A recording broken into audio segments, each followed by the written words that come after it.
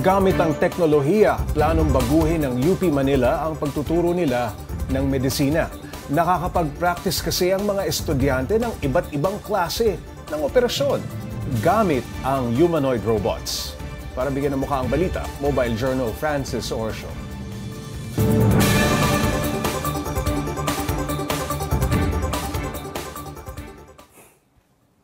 Health is wealth. Kaya kapag may karamdaman, mga doktor ang takbuhan ng marami.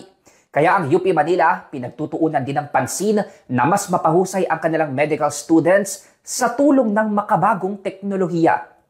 Ipinagmamalaki ng University of the Philippines Manila ang bagong clinical simulation laboratory para sa mga medical students na nais maging doktor balang araw. Sa mismong lab kasi ay may mga simulators at robots na pwedeng magsagawa ng iba't ibang clinical activities. Meron tayong robot dito, si Apollo, siya yung nagbubukang mata niya, pumipikit, pwede siyang umubo, pag nilagyan mo siya ng, pwede siyang magdugo, no? May mga ganun. Yun namang isa, si Lucina, yun din tawag namin na birth simulator, pwede siyang manganak, no? Sa manganganak siya, pwede siyang magsabi na in pain siya, pag nanganak, iiyak yung bata. Sa loob ng Clinical Simulation Lab, may 5 multipurpose room kung saan pwedeng gawin ang mga pag-oopera, pagpapaanak at iba pang clinical activities. May control room na pwedeng makita ni Prof yung ginagawang proseso ng wala sa tabi ng mga estudyante. At debriefing room para sa assessment kung tama at mali ba ang ginawa ng estudyante. Layon daw ng simulation lab na ito na ma-develop ang kakayahan ng mga med students sa medical procedures at maiwasan ang posibleng panganib kung sa aktual na tao nila ito gagawin.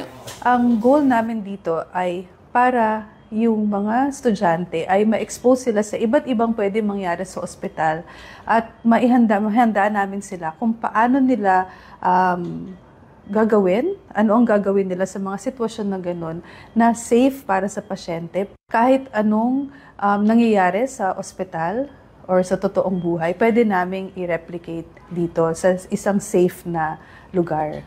Opisyal na binuksan ang Clinical Simulation Lab noong September 2023. 300 milyong piso ang inilaan ditong pondo ng iba't ibang ahensya ng gobyerno at pribadong sektor.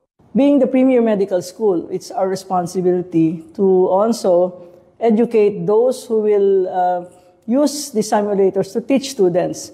So we're talking about training the trainers or training the educators of the different schools. Nais din ng UP na buksan din sa iba pang state universities and colleges ang kanilang pasilidad para mas dumami pa ang pwedeng maka-experience ng high-tech na simulators at robots para sa mga nag-aaral na maging doktor. Mobile journalist Francis Orsio po, hatid ang mukha ng balita.